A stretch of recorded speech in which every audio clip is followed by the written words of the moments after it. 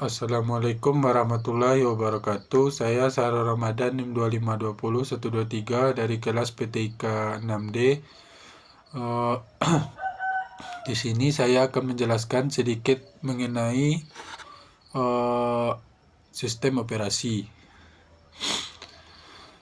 Sistem operasi adalah perangkat lunak yang mendasari operasi dan mengelola perangkat keras serta sumber daya komputer. OS bertindak sebagai perantara antara pengguna dan perangkat keras dan memungkinkan pengguna untuk berinteraksi dengan komputer dan menjalankan aplikasi dengan cara yang efisien.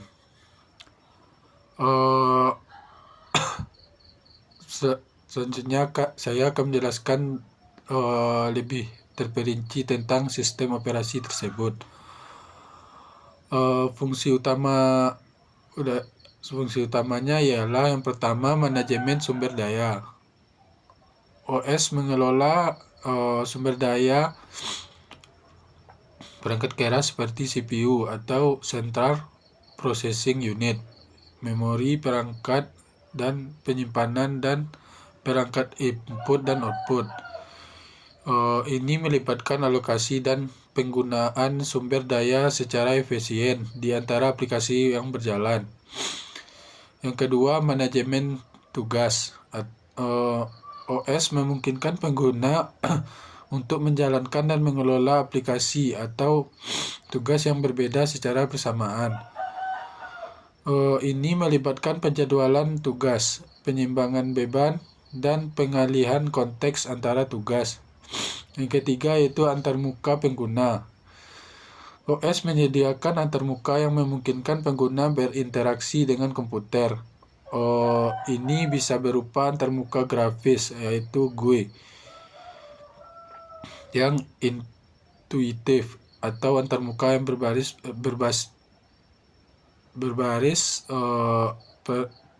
perintah atau command line, yang menggunakan penggunaan untuk memberikan instruksi melalui teks.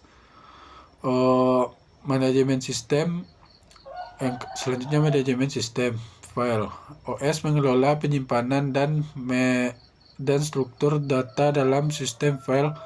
Ini mencakup pembuatan atau penghapusan atau modifikasi dan akses terhadap file dan direktori. Selanjutnya saya akan menjelaskan jenis-jenis dari sistem operasi tersebut. Yang pertama, sistem operasi desktop dirancang untuk penggunaan di komputer, desktop atau laptop. Contohnya seperti Windows, macOS, dan Linux. Yang selanjutnya, sistem operasi server dirancang khusus untuk menjalankan aplikasi dan memberikan layanan di lingkungan jaringan. Contohnya ialah seperti Windows Server, Linux Server, dan macOS Server. Selanjutnya yang ketiga yaitu sistem operasi mobile.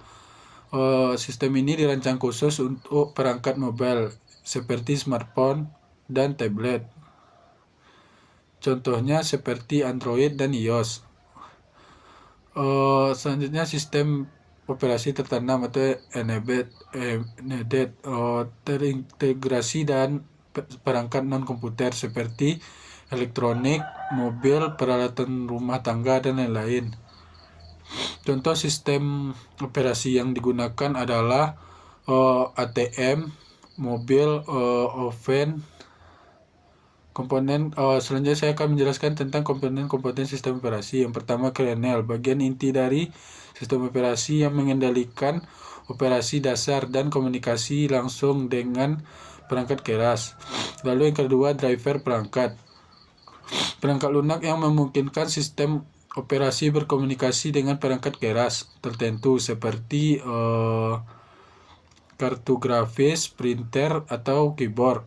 Selanjutnya yang ketiga, antarmuka pengguna, bagian dari sistem operasi yang menyediakan cara bagi pengguna untuk berinteraksi dengan komputer, baik melalui GUI atau baris perintah.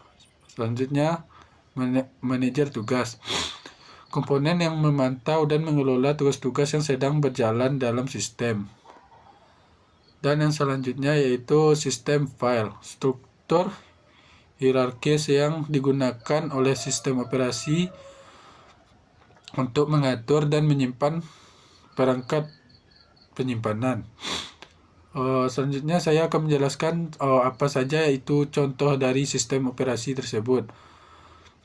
Yang pertama, Microsoft Windows, sistem operasi yang paling populer untuk komputer desktop atau laptop. Lalu yang kedua, Mac OS, sistem operasi yang dikembangkan oleh Apple untuk komputer Mac. Lalu yang ketiga, Linux, sistem operasi open source yang tersedia dalam berbagai distribusi dan digunakan di berbagai lingkungan. Lalu yang keempat yaitu Android, sistem operasi mobile yang banyak digunakan pada smartphone dan tablet. Lalu yang kelima, iOS, sistem operasi mobile yang dikembangkan oleh Apple untuk perangkat iPhone dan iPad.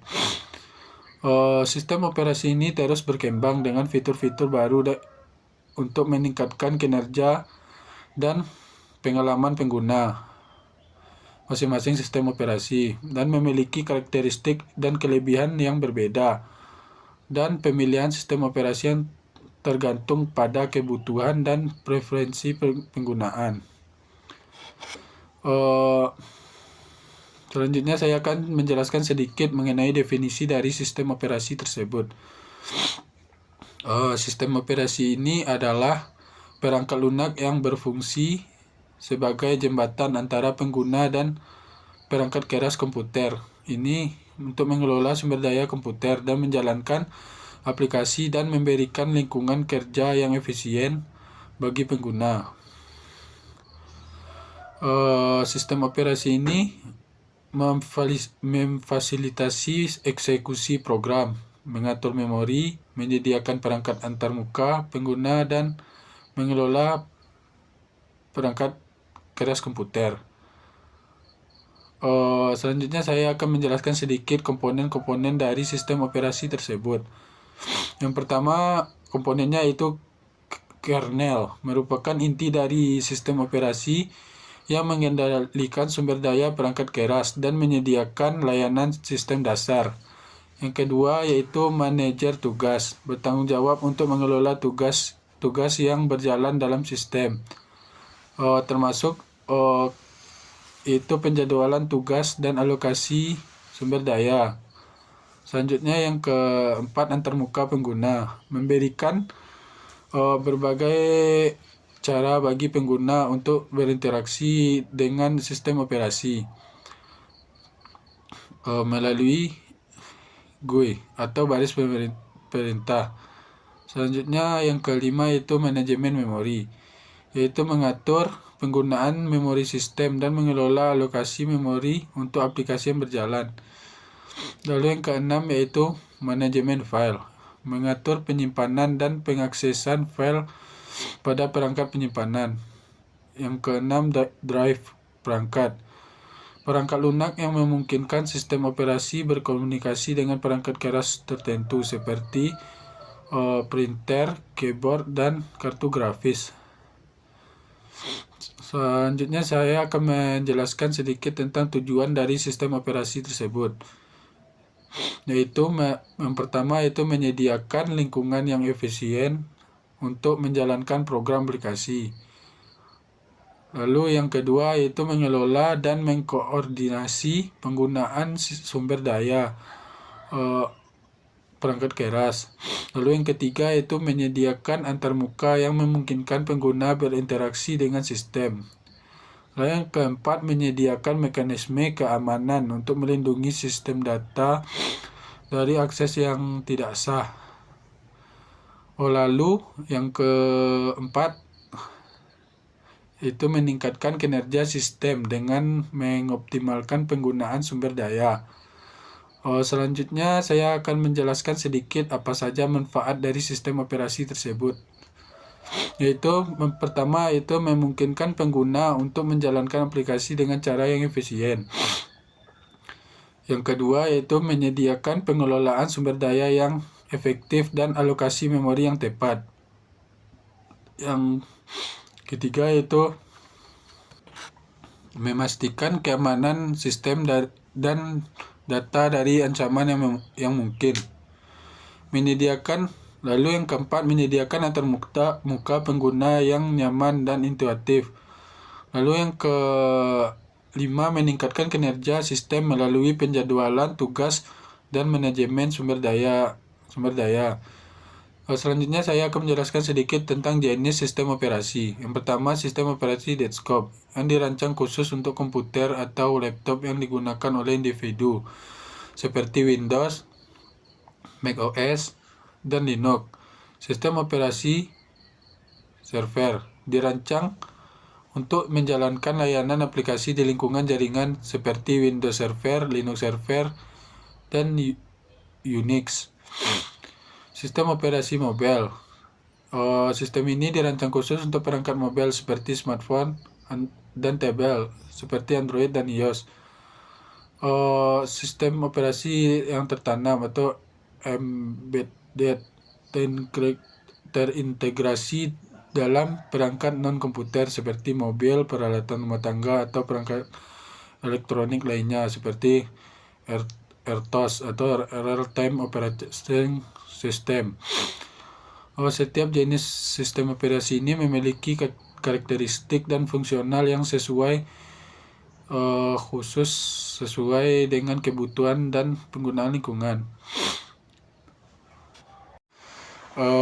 Baiklah, selanjutnya saya akan menjelaskan tentang langkah-langkah atau cara penginstalan Windows 8. Langkah pertama yaitu yang harus kita lakukan yaitu kita harus menginstal terlebih dahulu aplikasi yang bernama VirtualBox, dan kita download atau sediakan terlebih dahulu ISO Windows 8 yang akan digunakan dalam menginstal VirtualBox. Seperti gambar yang saya sajikan berikut ini.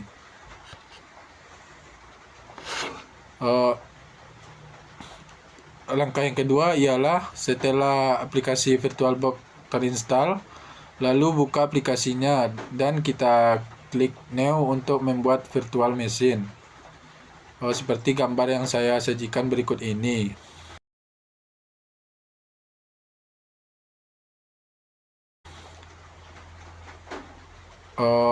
Dan langkah yang ketiga yaitu kemudian ketikkan nama sistem operasi yang sesuai yang diinginkan. Misalkan beri nama dan pastikan tipe Microsoft Windows. Sertakan versinya Windows 8 yang 64 bit. Lalu kita klik tombol next seperti gambar berikut.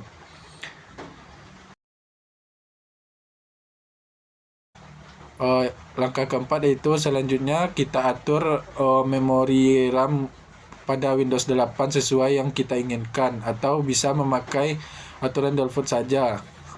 Dan selanjutnya kita tekan saja tombol next seperti gambar berikut.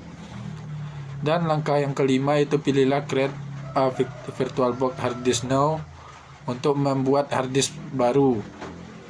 Kemudian klik tombol next seperti gambar berikut.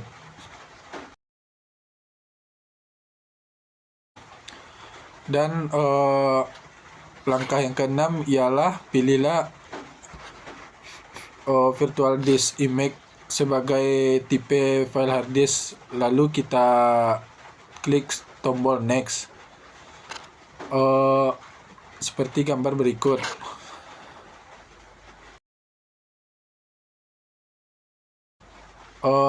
Dan langkah yang ketujuh yaitu klik opsi dynamical allocated, lalu kita klik tombol next seperti gambar berikut ini.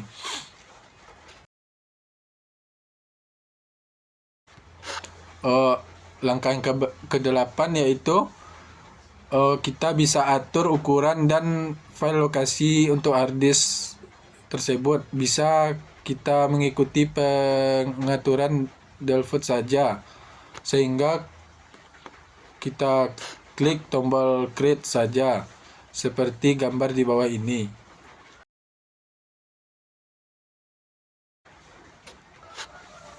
Langkah yang ke-9 yaitu sekarang VirtualBox Machine sudah dibuat. Lalu untuk menjalankannya klik tombol start seperti gambar berikut.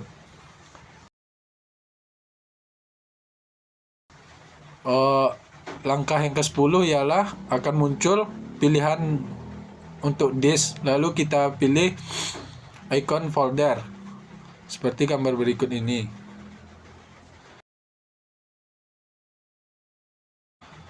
Kemudian kita pilih file ISO yang sudah kita siapkan pertama tadi. Lalu kita klik open seperti gambar berikut.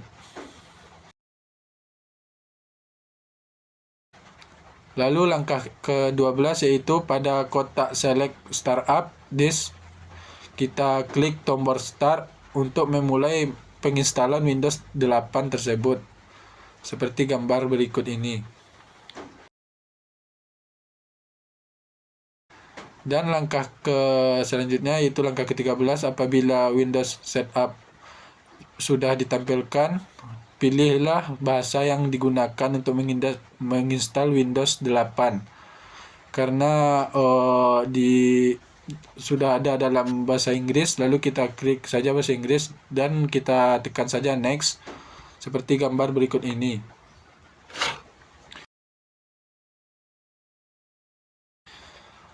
Setelah itu kita klik tombol install now seperti gambar berikut. Dan langkah ke-15 yaitu pada tahapan ini kita diminta untuk memberikan produk key agar bisa menggunakan Windows 8. Di sini kita masukkan produk key-nya terlebih dahulu seperti gambar berikut.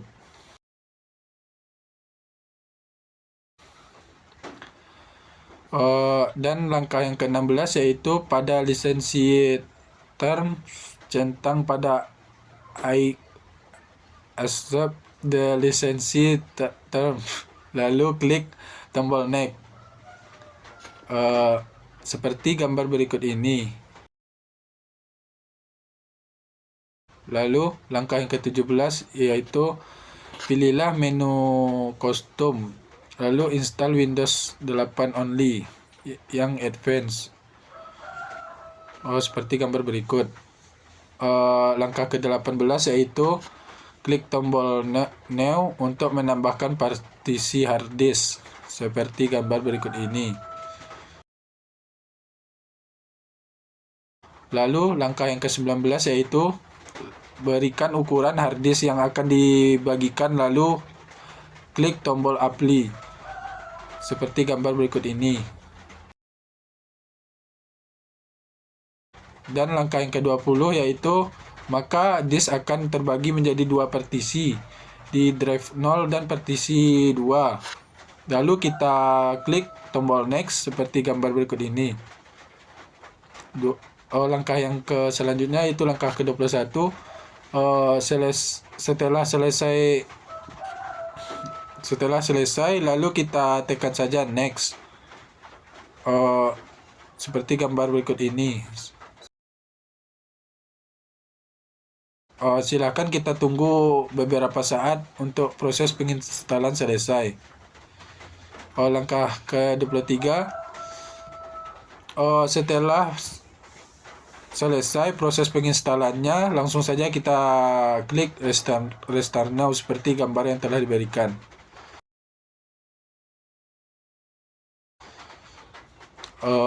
Lalu kita ketikkan saja nama PC sesuai yang kita inginkan, misal nama kita, kemudian kita klik saja enter seperti gambar yang telah saya sajikan tersebut. Lalu langkah yang ke-25 yaitu kita klik saja tombol use express setting seperti gambar berikut. Dan langkah yang selanjutnya kita klik saja tombol create allocated icon seperti gambar yang telah saya sajikan. Selanjutnya berilah nama dan masukkan password serta petunjuk Jika diperlukan, lalu klik tombol finish seperti gambar yang telah saya sajikan di bawah. Maka setelah itu penginstalan Windows 8 sudah berhasil seperti gambar berikut ini. Hanya itu tentang cara penginstalan Windows 8. Baiklah, selanjutnya saya akan menjelaskan sedikit mengenai algoritma. Algoritma yang dapat digunakan untuk menjalankan suatu konsep atau topik secara sistematis, yaitu yang pertama, mulai, lalu kemudian tentukan konsep atau topik yang akan dijelaskan. Kemudian, identifikasi poin utama yang harus disertakan dalam penjelasan tersebut. Lalu, mulai dengan definisi konsep atau topik yang akan dijelaskan. Kemudian, kita jelaskan tujuan dari konsep atau topik tersebut. Kemudian, kita jelaskan manfaat atau kegunaan konsep atau topik tersebut. Dan lalu kita jelaskan komponen atau elemen yang terkait dengan konsep atau topik. Dan kemudian jelaskan jenis-jenis atau variasi yang ada dalam konsep atau topik tersebut. Lalu kita jelaskan secara rinci masing-masing komponen atau jenis yang termasuk kepada karakteristik, fungsi, atau peran mereka. Kemudian kita jelaskan langkah-langkah atau proses yang terkait yang perlu diikuti dalam penggunaan atau implementasi konsep tersebut. Kemudian kita jelaskan faktor-faktor yang harus dipertimbangkan atau tips praktis yang dapat dibantu dalam penggunaan atau implementasi konsep atau topik. Kemudian kita jelaskan potensi atau tantangan atau masalah yang akan mungkin timbul dan solusi yang dapat diadopsi untuk menghadapinya. Kemudian berikan contoh nyata atau ilustrasi untuk membantu pemahaman tentang konsep atau topik tersebut. Lalu akhiri dengan penjelasan yang menyimpulkan poin-poin utama yang telah dijelaskan. Lalu selesai. Algoritma ini memberikan panduan umum tentang cara menjelaskan konsep atau topik dengan cara sistematis dan terstruktur. Namun pentingnya untuk menyesuaikan algoritma ini dengan konsep atau topik yang spesifik serta kebutuhan dan preferensi audiens yang memberikan penjelasan tersebut. Selanjutnya saya akan menjelaskan sedikit tentang definisi dari algoritma. Algoritma adalah urutan langkah-langkah terdefinisi secara terstruktur dan yang diambil untuk menyelesaikan masalah atau mencari tujuan tertentu. Algoritma ini bisa juga kita sebut sebagai pemetaan dari input ke output yang menggambarkan solusi atau prosedur untuk menyelesaikan tugas secara sistematis. Selanjutnya, saya akan menjelaskan komponen dari algoritma. Yang pertama yaitu input, data atau informasi yang dimasukkan ke dalam algoritma untuk diolah. Yang kedua, output, hasil yang dihasilkan oleh algoritma setelah memproses input. Lalu yang ketiga yaitu instruksi, yaitu langkah-langkah yang atau tindakan yang harus diambil untuk memproses input dan menghasilkan output.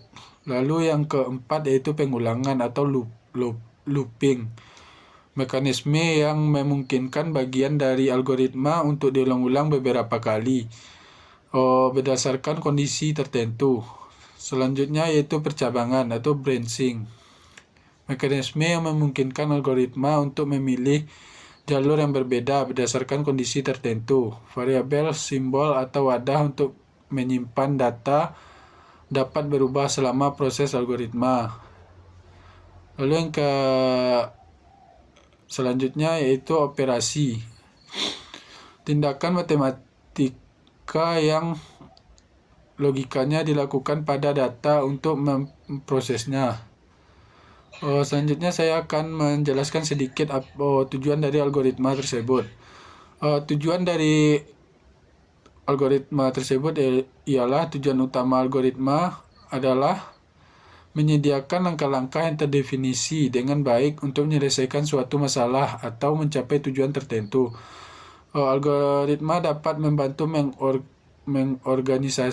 mengorganisir serta pemecahan masalah dan memastikan bahwa langkah-langkah yang diperlukan dijalankan secara efisien dan efektif. Selanjutnya saya akan menjelaskan sedikit manfaat dari algoritma tersebut, yaitu yang pertama, pemecahan masalah. Algoritma dapat membantu dalam mengidentifikasi langkah-langkah yang diperlukan untuk memecahkan secara sistematis.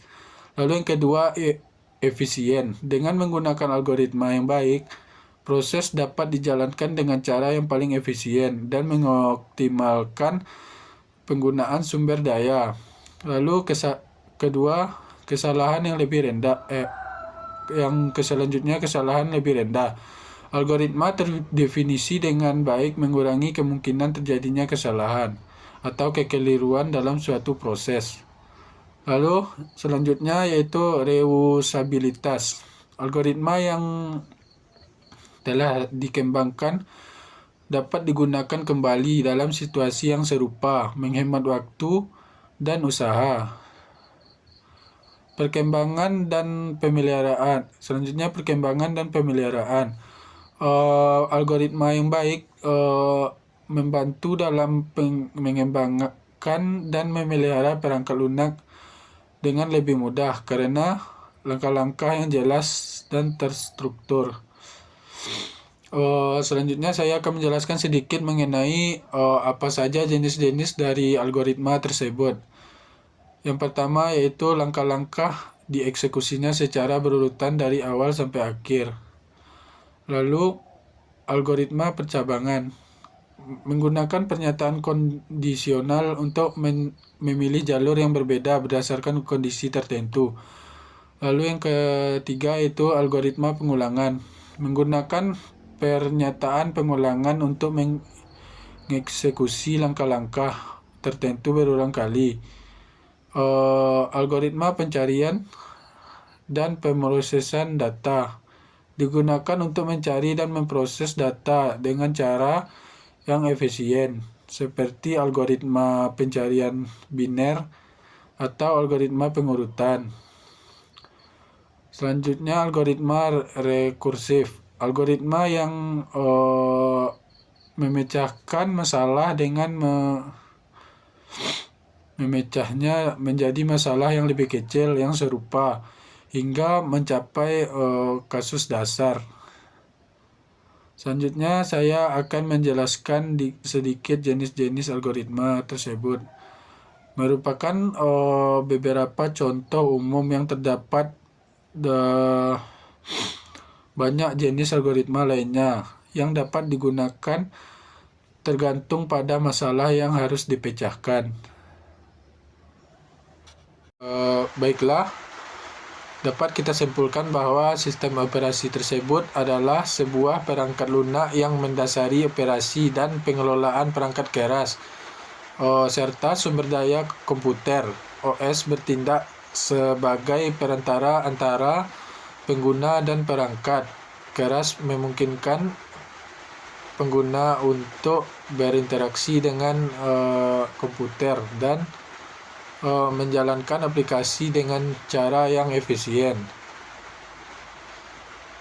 Dan dapat kita simpulkan juga algoritma ini adalah urutan langkah-langkah terdefinisi secara jelas dan terstruktur yang diambil untuk menyelesaikan masalah atau mencapai tujuan tertentu. Algoritma ini merupakan pemetaan dari input ke output yang menggambarkan solusi atau prosedur untuk menyelesaikan tugas secara sistematis. Sekian penjelasan saya mengenai sistem operasi dan algoritma dan tentang cara penginstalan Windows 8. Sekian, terima kasih. Assalamualaikum warahmatullahi wabarakatuh.